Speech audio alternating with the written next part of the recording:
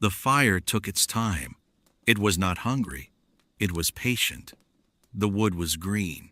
The wind was still. The crowd was silent. They had come to watch a heretic burn. They had come to see the last Grand Master of the Knights Templar die. They did not expect to see a man who was not afraid. Jacques de Molay stood at the stake. He was 70 years old. His body was broken. 7 years in a dungeon, 7 years of chains, 7 years of hunger, 7 years of watching his brothers die. His hair was white, his face was gaunt, his eyes were clear. The guards tied his hands, they tied his feet, they lit the fire. The flames rose, the smoke climbed. De Molay did not scream. He did not pray. He did not curse the king who had betrayed him. He whispered. His lips moved. The crowd leaned forward. They could not hear. The fire was too loud. The wind was too soft. But some of them saw. Some of them saw his face change. The pain faded. Something else took its place. A smile. A small smile. A knowing smile. The smile of a man who knew a secret worth dying for, a secret worth killing for, a secret that would outlive the fire. The flames reached his chest. His lips stopped moving. His head fell forward, and the crowd went home. They did not know that the secret had not died with him. The year was 1307. The place was France. King Philip IV ruled. He was not a good king. He was not a kind king. He was a hungry king. He needed money. His wars had emptied his treasury. His debts had swallowed his kingdom. He owed the Knights Templar a fortune. They had lent him gold. They had lent him silver. They had lent him trust. He had no intention of repaying any of it. The Knights Templar were the most powerful military order in Christendom. They had been founded 200 years earlier. Their mission, to protect pilgrims traveling to the Holy Land. Their reputation, warriors, monks, bankers. They fought in the Crusades. They built castles in the desert. They created the first international banking system. A nobleman could deposit gold in London and withdraw it in Jerusalem. No interest, no fees, no questions. They were trusted, they were respected, they were feared. Their wealth was legendary. Their secrets were whispered across Europe. It was said they had found the Holy Grail, the Ark of the Covenant, the true cross. It was said they worshipped a demon named Baphomet. It was said they spat on the cross. It was said they kissed each other's backsides in secret rituals. It was said they could not be killed. It was said they would never die. None of it was true. But Philip did not care. He needed an excuse. He needed to seize their gold. He needed to destroy their power. He needed them gone. He went to the Pope, Clement V, a weak man, a French puppet. He demanded that the Templars be investigated. The Pope hesitated. The Templars were loyal to the Church. They had fought for Christ. They had died for Christ. They did not deserve suspicion, Philip insisted. He threatened. He bribed. The Pope gave in. The investigation was a lie. The confessions were tortured out of innocent men. The charges were invented. The witnesses were paid. The judges were corrupt. There was no justice. There was only the will of a desperate king. On Friday, the 13th of October, 1307, Philip struck. His agents opened sealed orders across France. At dawn, they arrested every Templar they could find. Hundreds of men, warriors, priests, bankers, servants. They were thrown into dungeons. They were chained to walls. They were starved. They were tortured. Some confessed. Some died. Some recanted their confessions. They were burned anyway. The Grand Master was Jacques de Molay.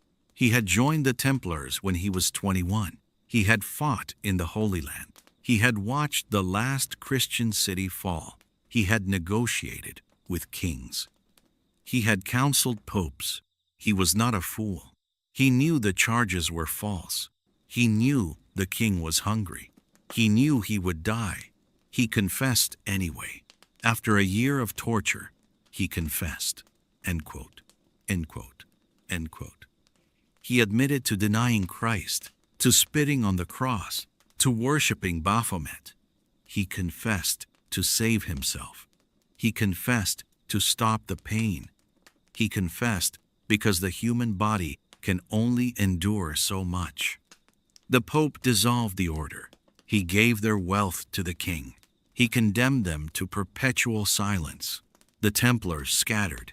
Some joined other orders. Some disappeared into the mountains. Some changed their names and lived as merchants, farmers, priests. The order was dead, or so the world believed. De Molay was not dead, not yet. He was kept in prison for 7 years. The king waited. He wanted the Grand Master to die quietly, to fade into memory, to be forgotten. But de Molay would not fade. He would not be silent. On the 18th of March, 1314, he was brought before a tribunal in Paris. He was sentenced to life in prison. He was old. He was broken. He would not live long. The king was satisfied. Then de Molay spoke. He stood up. His chains clanked. His voice was weak, but it carried. It carried across the cathedral, across the crowd, across the years. I am guilty of nothing, he said. I confessed to save myself from torture. The charges are false. The king is a liar. The Pope is a coward. I retract my confession. I recant everything. I am innocent, and I will die innocent. The king was furious. The Pope was embarrassed. The court was stunned. De Molay was condemned to death. Not prison, death by fire. He walked to the stake. He did not look back. What does a man whisper when the flames are climbing and the crowd is watching and the world is ending? Not a prayer, not a confession, not a curse. A secret. The secret he has carried for 70 years. The secret that cannot burn. The secret that will outlive the fire. The secret that will destroy the king who lit the match. Jacques de Molay had many secrets. He was the Grand Master. He knew everything. The rituals, the passwords, the hidden vaults, the ships that sailed at night, the castles in the hills, the gold buried in the earth, the men who would not die, the order that would not end. The king wanted those secrets. He had tortured de Molay for years. He had pulled out his fingernails. He had broken his bones. He had burned his skin. He had asked the same question again and again. Where is the treasure? Where is the grail? Where is the power? De Molay never answered. He confessed to the false charges. He admitted to heresy and blasphemy and idol worship. But he never told the king where the treasure was hidden. He never told him the secret of the order. He never gave him the power. Now, at the stake, with the flames rising and the crowd silent, he whispered the secret one last time, not to the king, not to the Pope, not to the guards, to the wind, to the fire, to the men in the crowd who were not wearing Templar crosses but who knew, who had always known, who would carry the secret after he was gone. The historians have debated for centuries. What did de Molay whisper? Some say it was a name, the name of the man who would avenge him. Some say it was a curse on King Philip and Pope Clement and all their descendants.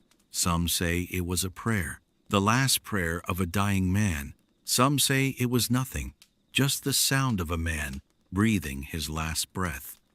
The records are silent. The witnesses disagreed. One said he shouted. One said he wept. One said he laughed. One said he sang a hymn in Latin. One said he spoke in a language no one understood. The only thing everyone agreed on was the smile. He smiled as the flames climbed his legs, as the smoke filled his lungs, as his skin blistered and blackened and fell away. He smiled. Not the smile of a madman, not the smile of a martyr, the smile of a man who knew something no one else knew, something that made the fire feel like nothing, something that made death feel like a door. The crowd was afraid, not of the fire, of the smile. They had come to see a heretic burn. They had seen something else, something they could not name, something that would haunt them for the rest of their lives. The fire burned for hours.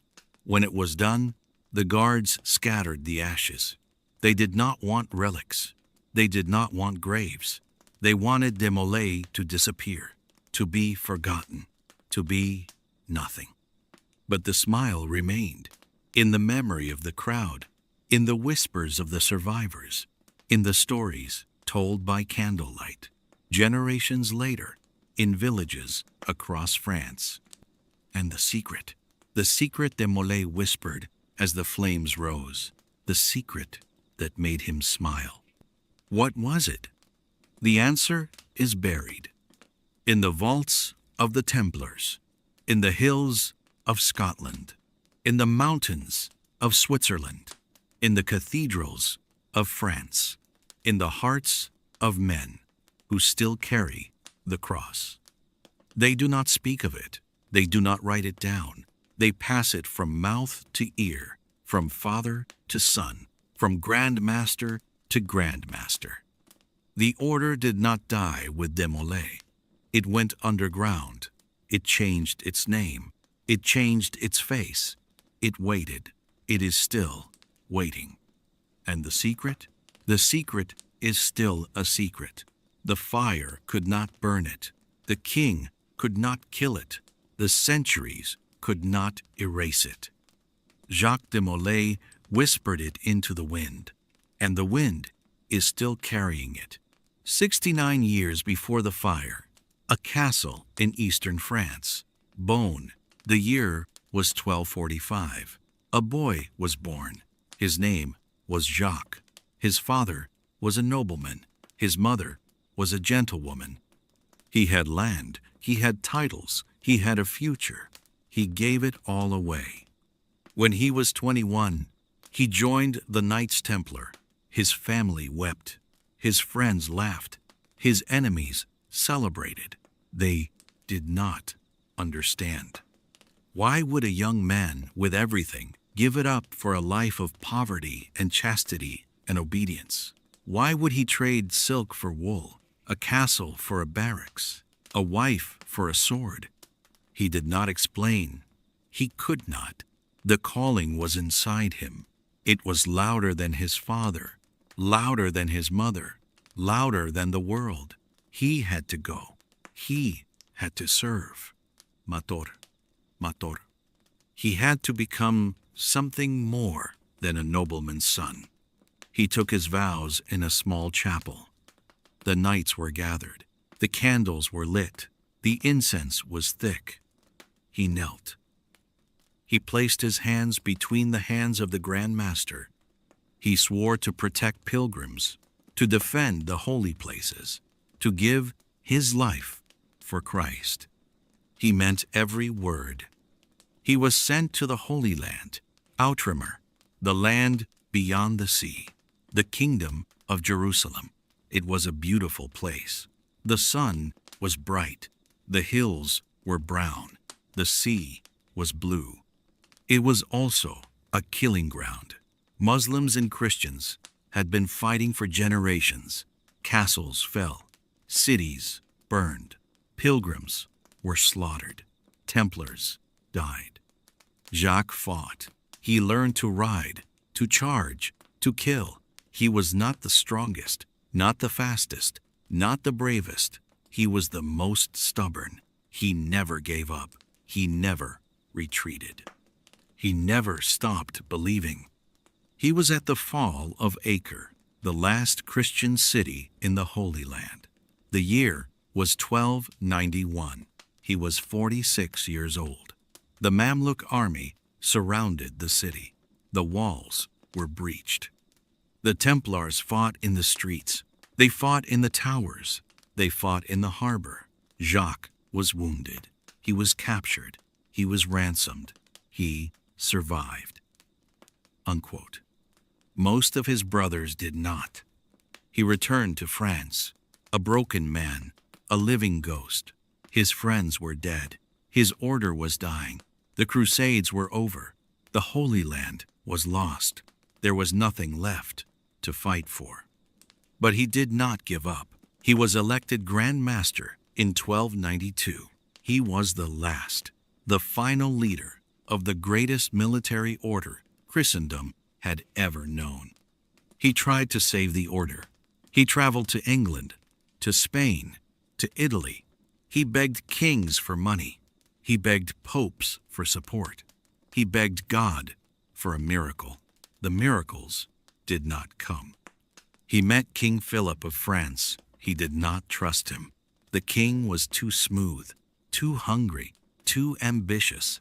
He demanded loans. Jacques gave them. He had no choice. The order needed friends. The king needed money. It was a marriage of convenience. It would end in fire.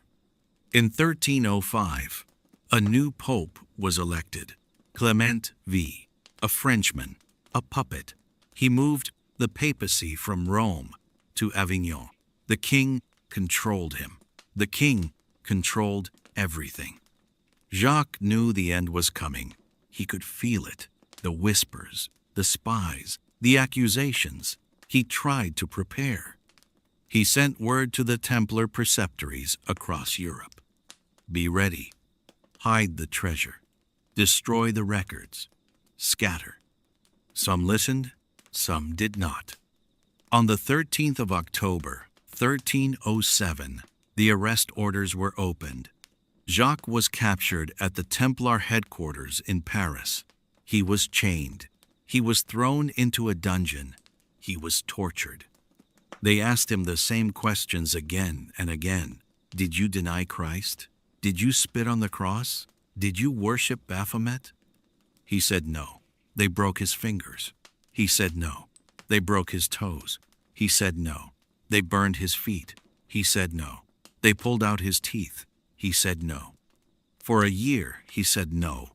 Finally, he said yes. He confessed. He confessed to everything. He was not the first. He was not the last. The bodies of the Templars were weaker than their spirits. Pain will break anyone, given enough time, enough fire, enough hate. The king had his confession. The pope had his excuse. The order was dissolved. The gold was seized. The knights were scattered. Some were burned. Some were imprisoned. Some escaped. Jacques was kept alive. The king wanted him to die slowly, to fade into nothing, to be forgotten. He was not forgotten. 7 years later, he recanted. He stood before the tribunal. He told the truth. He was condemned to death. He walked to the stake. He smiled. Ha! And he whispered, now you think you know the story. The last Grand Master, the false charges, the fire, the smile. But there is a detail, a small, terrible detail that changes everything. Jacques de Molay did not die alone. Standing in the crowd, watching the flames, was a young man. His name was not recorded. He was a scribe, a clerk, a servant of the king. He had been ordered to record the execution, to write down every word, to note every reaction. The king wanted proof, proof that the heretic was dead, proof that the order was finished. The scribe watched. He wrote. He saw de Molay smile. He saw his lips move. He leaned forward. He tried to hear. The fire was too loud. The wind was too soft. He caught only one word. Vengeance. Or was it Venice? The scribe was not sure. He wrote down what he heard. The word was smeared. The ink was blotched. The page was burned. The archive was lost. But the scribe remembered. For the rest of his life, he remembered. He told his children. His children told their children. The story passed down through generations. The word, de Molay, whispered. The word that made him smile. What was it? Some say vengeance, a promise to the king, a curse on his house. De Molay predicted that Philip and Clement would die within the year. They did. Philip died in a hunting accident. Clement died of disease, both dead before the ashes of the pyre were cold.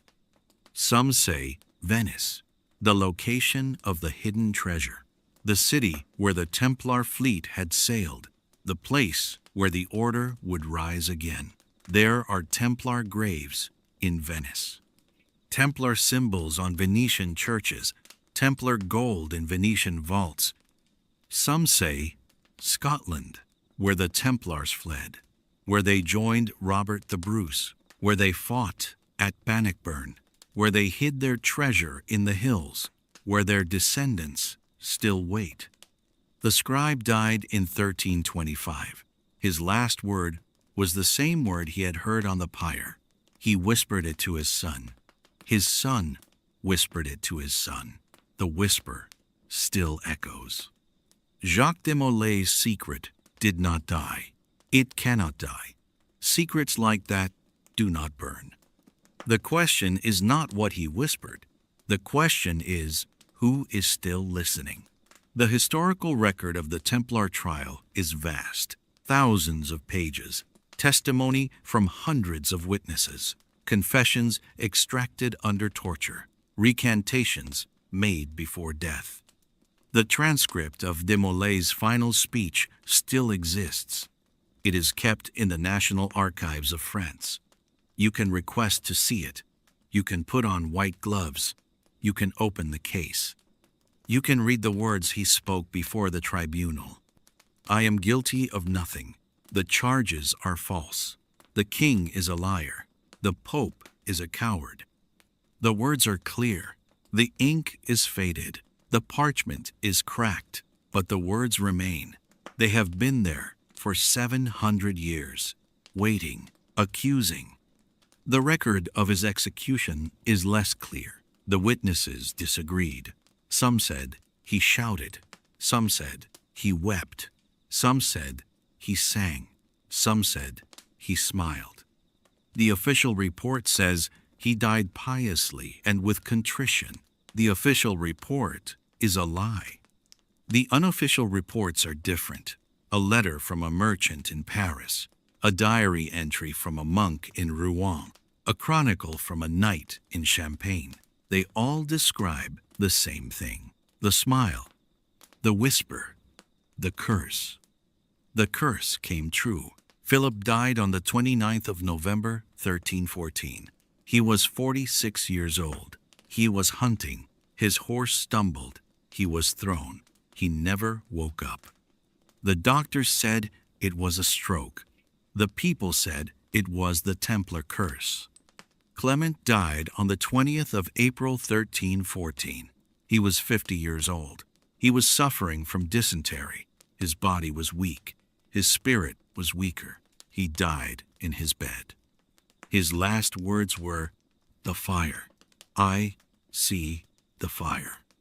Within a year, both men were dead. Within a decade, the Capetian dynasty had collapsed. Within a generation, the 100 Years' War had begun. France descended into chaos.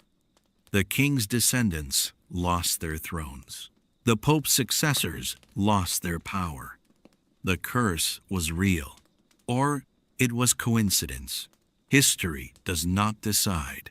History only records. The Templar treasure was never found. The gold, the silver, the gems, the relics, the documents, thousands of pounds of wealth disappeared. It did not vanish. It was hidden. By men who knew how to keep secrets, by men who had planned for this day. Some say the treasure is in London, in the vaults of the Temple Church. Some say it is in Paris, in the sewers beneath the city. Some say it is in Scotland, in the chapel of Rosslyn. Some say it is in the New World, buried on Oak Island, hidden in the hills of Nova Scotia. The treasure hunters have been looking for centuries. They have dug, they have probed, they have blasted, they have found nothing, or they have found something and kept it secret. The Templars were good at secrets. The order did not die. It changed. It became the Freemasons, the Rosicrucians, the Illuminati. Every secret society claims descent from the Templars. Every conspiracy theory includes them. They are the shadow behind the throne, the hand that moves the pieces, the voice that whispers in the ear of power. None of it is proven. Some of it is plausible. All of it is mysterious. The archives hold one final document, a letter written by a Templar knight who escaped the arrests. He fled to Portugal. He changed his name. He lived as a farmer. He never spoke of the order. Not to his wife, not to his children, not to his priest, but before he died, he wrote a letter to his son. Alam, your grandfather was a Templar, he wrote. I was a Templar. The order is not dead. It is sleeping. When the world needs us, we will wake. The secret is in your blood. Guard it. Pass it on. Never let the fire go out. The son did not understand. He burned the letter. He did not want to be hunted. He did not want to be burned. He wanted to live. He lived. He had children. His children had children. The bloodline continued. The secret continued. The fire did not go out. Jacques de Molay whispered something on the pyre. The fire heard it. The wind heard it. The blood heard it. The whisper is still here. For a moment, be Jacques de Molay, 70 years old, standing at the stake. The wood is green. The wind is still. The crowd is silent. Your hands are tied. Your feet are tied. Your body is broken, but your spirit is not. You look at the crowd. You see the king's spies, the Pope's agents, the merchants who came to watch a heretic burn. You see the women who have never met you, the children who do not know your name. You see the fear in their eyes. They know you are innocent, or they suspect, or they do not care. It does not matter. They are here to see you die. You look at the sky. The clouds are gray. The sun is hidden. But somewhere, above the clouds, there is light. There is warmth. There is the God you have served for 50 years. The God who watched you fight, who watched you bleed, who watched you confess. He knows the truth. He has always known. You think of the Holy Land, the sun on your face, the dust in your throat, the sword in your hand. You think of the brothers who died beside you. Their names are carved on your heart. They are waiting for you on the other side, in the place where there is no pain, no fear, no fire. You think of the king, Philip the Fair. He is watching from a window, too afraid to come to the square, too cowardly to look you in the eye. He wants you dead. He wants you gone. He wants your gold. He will have none of it. The gold is hidden, the treasure is safe, the order is not dead. You think of the Pope, Clement the Weak. He is in Avignon. He is praying, or weeping, or hiding. He knows you are innocent. He signed the order anyway. He will die soon. They will both die soon. The curse is real. You have spoken it. The fire will carry it. The wind will carry it. Death will carry it to their beds. The guard lights the fire. The flame catches the wood. The smoke rises. The heat reaches your feet. It does not hurt. Not yet. The pain will come. It always comes. But you are ready. You have been ready for 7 years. 7 years in chains. 7 years in darkness. 7 years of waiting for this moment. You close your eyes. You see her, your mother. She is young. She is smiling. She is holding your hand. You are 5 years old. You are walking through the fields. The sun is warm. The grass is soft. The world is kind. You open your eyes. The fire is at your knees. The pain is sharp, bright. You do not scream. You will not scream. You are a Templar. Templars do not scream. You look at the crowd again. You see something. A face you know. A young man. He is not wearing a cross. He is not wearing a sword. He is wearing the clothes of a merchant. But his eyes are Templar eyes. He is one of them, one of the survivors, one of the brothers who escaped. He came to watch you die, to witness, to remember, to carry the secret. You smile. His eyes widen. He sees the smile. He knows what it means. He knows you are not afraid. He knows the order is not dead. He knows the secret is safe. You open your mouth. The fire is at your chest. The smoke is in your lungs. You cannot breathe. You cannot see. You can only whisper. You whisper the secret, the one you have carried for 50 years, the one the king wanted, the one the Pope feared, the one that will outlive the fire. The words are soft. The wind catches them. The fire carries them. The young man hears them. He nods. He turns. He walks away. He will not forget. The flames cover your face. The pain is gone. The fear is gone. The world is gone. You are standing in a field. The sun is warm. The grass is soft. Your mother is holding your hand. "Welcome home," she says. You smile. You are 5 years old again. You are not a grand master, not a heretic, not a martyr. You are a child who has come home. The fire burns. The crowd watches. The king watches from his window. The Pope watches from his bed. The young man walks through the streets of Paris, carrying the secret, carrying the order, carrying the fire. Jacques de Molay is dead. The Templars are not. The whisper is still alive. Every choice has a price. Jacques de Molay chose to join the Templars. He could have stayed on his estate, married a noblewoman, raised children, grown old, died in his bed. He chose the sword, the cross, the vow. His price?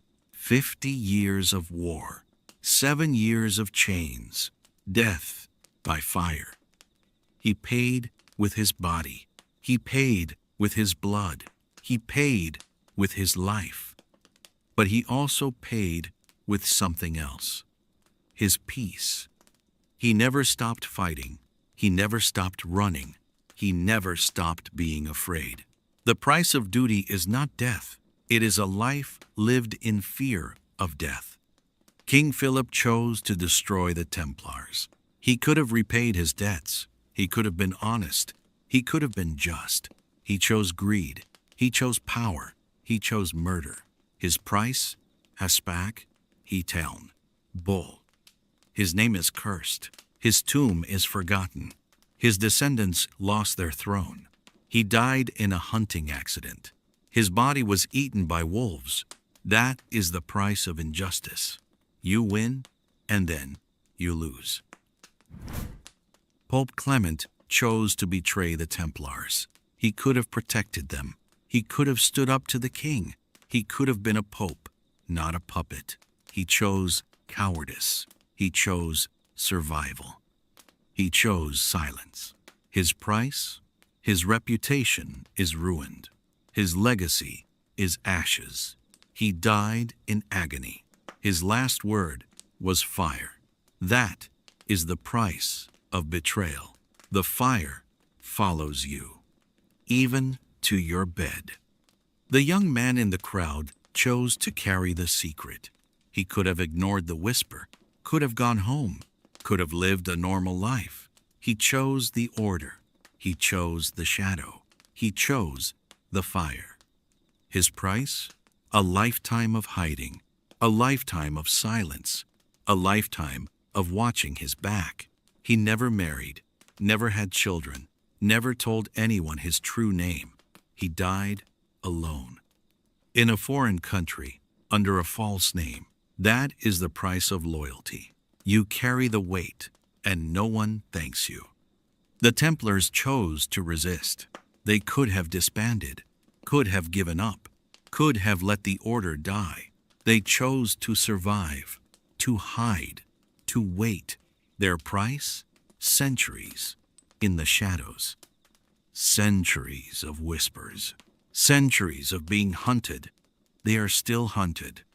The fear of the Templars has not died. Kings still fear them. Popes still fear them. Secret societies still fear them. That is the price of power. No one trusts you, not even your friends. And the secret Demolay whispered. It chose to live, to burn, to fly, to escape the fire, to hide in the hearts of men who would not speak. Its price? It will never be known. Not fully, not completely. It will always be a mystery, a question, a whisper in the dark.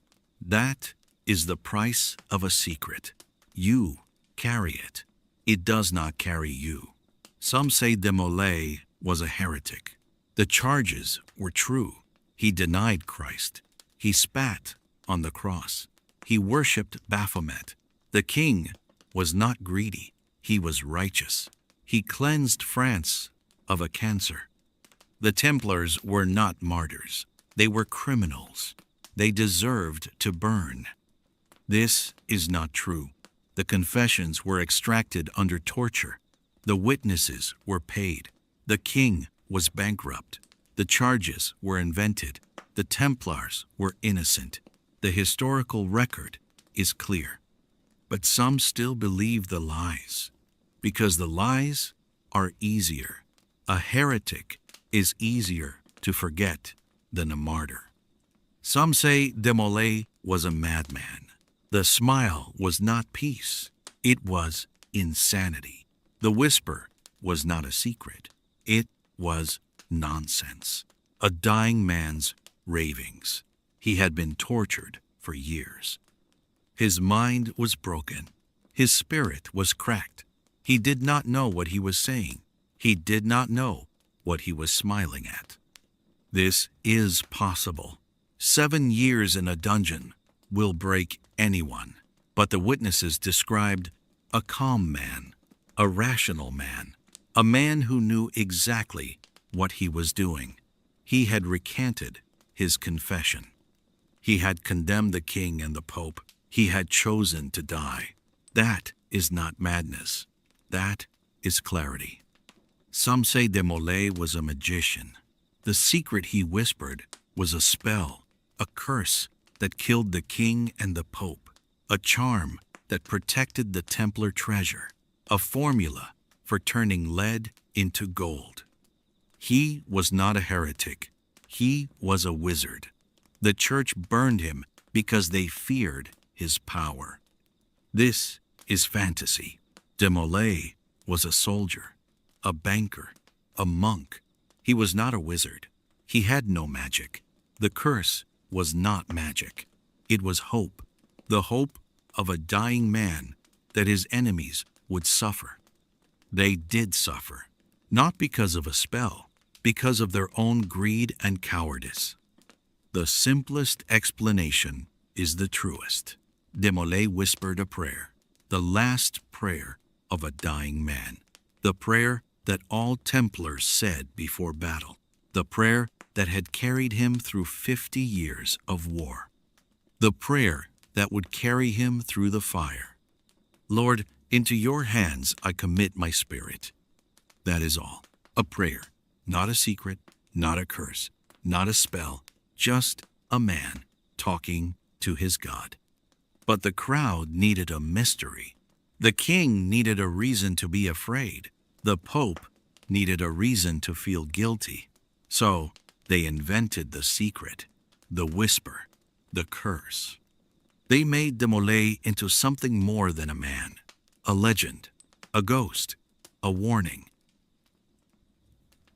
He was just a man who loved his God, a man who loved his brothers, a man who died for what he believed. That is enough. That is more than enough. Now everything is quiet. The fire is out. The crowd is gone. The king is dead. The Pope is dead. The Grand Master is ash. The wind scattered him across the Seine. The river carried him to the sea. The sea carried him to the horizon. The horizon swallowed him.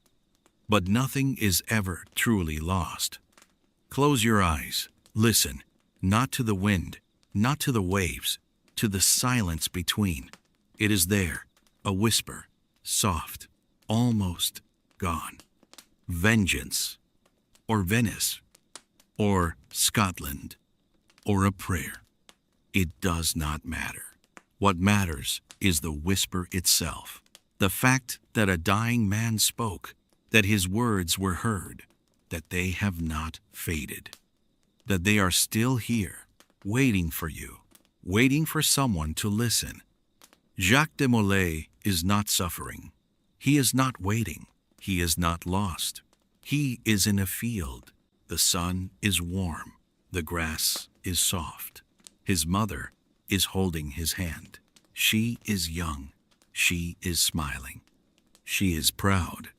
He is 5 years old again. He has no secrets, no curses, no fire. He is just a boy who loves to run, who loves to laugh, who loves to feel the sun on his face. He will grow up. He will join the Templars. He will fight in the Holy Land. He will watch his brothers die. He will be tortured. He will be burned. But that is the future. The future has not happened yet. In this field, in this moment, there is only now. The sun, the grass, his mother's hand.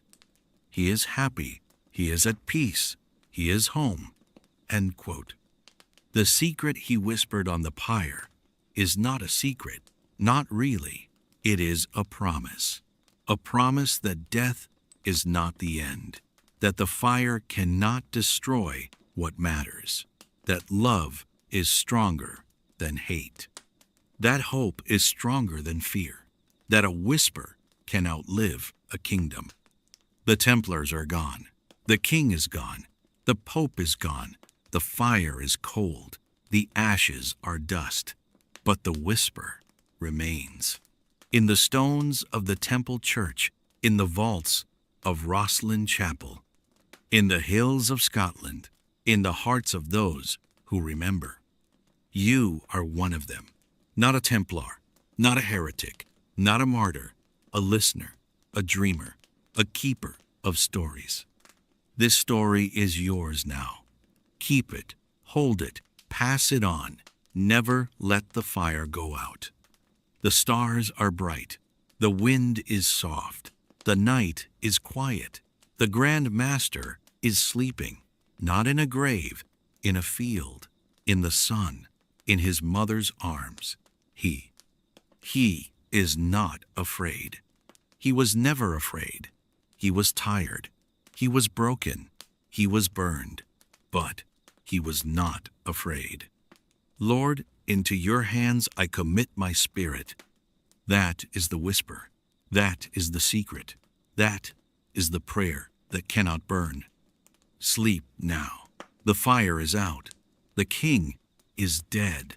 The Templars are resting. The century has turned. The world has changed. But some things do not change. The sun, the stars, the wind, the whisper. Jacques de Molay died on a Friday, the 13th, a day of fear, a day of superstition. He did not fear. He did not curse. He did not scream. He whispered. He smiled. He died. He is still whispering. Can you hear him? Listen. Close your eyes. Listen. A word, a name, a prayer, a secret. It is yours now. Guard it. Keep it. Pass it on. Good night, Jacques. Good night, Grandmaster. Good night, last of the Templars. Good night, listener. The fire is cold. The whisper is warm. The night is long. The sleep is deep. Rest.